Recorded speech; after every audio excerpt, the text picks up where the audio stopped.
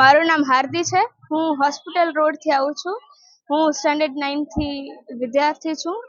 Alpha plus tuition ક્લાસીસનો નવરાત્રિનું આયોજન ખૂબ સારો રહ્યો છે અને સરે બી બહુ જ સારો બધું ડેકોરેશન બધું આમ વ્યવસ્થિત રીતે કર્યું છે અને અહીંયા અંદર સી ટીમ પણ હતા, 2 રાઉન્ડ એવી રીતે 2-3 અને ટીચર્સ બી હતા કે જેથી બધા કમ્ફર્ટ રમી શકે.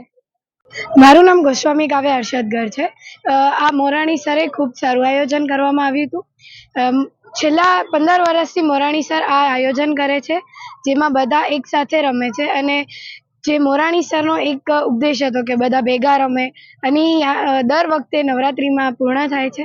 બધા એક સાથે રમે છે, સારી રીતે રમે છે અને મોરાણી સર કહેતા કે કદાચ જો જેટલી પણ છોકરીઓ અને મહિલાઓ આવે તે એક માન મર્યાદામાં આવે અને એવી જ રીતના આજે તમે જોઈ શકો છો કે બધા માન મર્યાદા સાથે આવે છે. અમે મોરાણી સરનો ખૂબ ખૂબ આભાર માનીએ છીએ. તેમણે ખૂબ સારું આયોજન કર્યું હતું અને અમને ખૂબ મજા આવી છે. તમે આ ગ્રાઉન્ડમાં રમવા આવ્યા છો, તમને કેવો અનુભવ થયો? અમને ખૂબ સારો અનુભવ થયો છે.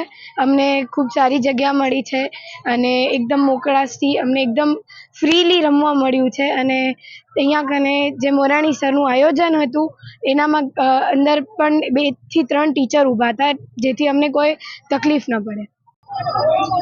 હું મોરાણી સર આલ્ફા પ્લસના સંચાલક ભુજ. તમે બધા જાણો છો કે અત્યારે નવરાત્રી મહોત્સવ હાલી રહ્યો છે, તો અમે છેલ્લા 15 વર્ષથી આ રીતે દર વર્ષે નવરાત્રી રાખતા હોઈએ છીએ અને નવરાત્રી રાખવાનો એક જ હેતુ હોય છે કે બીજા બધી નવરાત્રીમાં બધા એક સાથે જઈ નથી શકતા અને બીજું ત્યાં બધી જગ્યાએ ચાર્જ હોય છે. જ્યારે આપણે અહીંયા એક જગ્યાએ અહીંયા નવરાત્રી રાખીએ, કોઈ પણ જાતના ચાર્જ નથી, નિઃશુલ્ક નવરાત્રી રાખીએ છીએ. બાળકો પાસેથી કોઈ પણ પ્રકારના આપણે ફંડ લેતા નથી અને એ લોકોને એકદમ સન્માન પણ છેલ્લે કરીએ છીએ. અને ખાસ મારે એ કહેવાનું કે મારો ખાસ હેતુ એવો છે કે અહીંયા બધા વિદ્યાર્થીઓ એક જ જગ્યાએ એક જ ગ્રાઉન્ડમાં બધા એક સાથે રમી શકે, એ જે આખી મજા છે એ બાળકોને બહુ જ મજા આવે છે. એટલે અમે આ રીતે ખાસ નવરાત્રી રાખતા હોઈએ છીએ અને મારું ખાસ સૂચન હોય છે કે તમે જ્યારે પણ મર્યાદાવાળા ડ્રેસમાં જ આવવાનું, એ ખાસ ખ્યાલ રાખવાનો, જેનું વિદ્યાર્થીઓ ચુસ્તપણે પાલન કરે છે.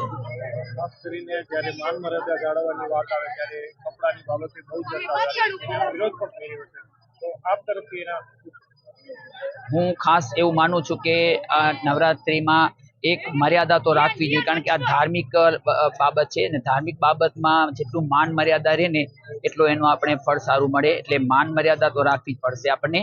અને હું દરેક નવરાત્રીના આયોજકોને સૂચન પણ કરું છું કે આપણે થોડુંક એ પ્રકારનું આયોજન રાખવું જોઈએ કે જેમાં માન મર્યાદા જળવાય અને એ બહુ સારું છે આપણા માટે. અને આલ્ફા પ્લસમાં તો દર વર્ષે આ રીતે માન મર્યાદા જળવાય છે. એનું આયોજન કરું તો સૌથી પહેલા અમે આરતીથી શરૂઆત કરીએ છીએ. ત્યારબાદ પ્રથમ રાઉન્ડ અમારો હોય ટ્રેડિશનલ રાઉન્ડ હોય, જેમાં 3 કેટેગરીના બાળકોને અમે એક સાથે રમાડીએ છીએ. 3 કેટેગરી હોય છે. એમાં ફર્સ્ટ કેટેગરી છે રેગ્યુલર વિદ્યાર્થીઓ. આલ્ફા પ્લસમાં જે રેગ્યુલર વિદ્યાર્થીઓ અભ્યાસ કરતા હોય છે એ રમે છે. સાથે સાથે એની સાથે ભૂતપૂર્વ વિદ્યાર્થીઓ કે જે ભણી ગયા છે અગાઉ, એ પણ સાથે રમે છે, બીજી કેટેગરી.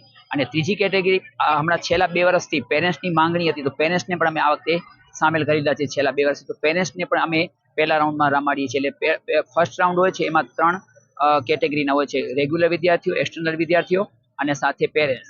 અને દરેકને અમે 5-5 અમે બધાને ઇનામ આપીએ છીએ દરેક કેટેગરીમાં, એ રીતે. અને હવે 10-15 મિનિટ બસ આ ફર્સ્ટ રાઉન્ડ અત્યારે પૂરું થઈ ગયું છે. હવે સેકન્ડ રાઉન્ડ ચાલુ થશે, જેમાં જનરલ રાઉન્ડ હશે. એમાં બધા રમી શકશે. ઓમાં ટ્રેડિશનલ ડ્રેસવાળા જ રમી શકે, જ્યારે આમાં બધા રમી શકશે. એ રીતનું આખું આયોજન હોય છે અને બધા વિદ્યાર્થીઓ ખૂબ જ ઉત્સાહમાં હોય છે અને એ લોકોને બહુ મજા પણ આવે છે. અને અમારી અત્યારે આલ્ફા પ્લસની ફર્સ્ટ ટેસ્ટ પૂરી થઈ ગઈ છે સ્કૂલમાં. જે પહેલી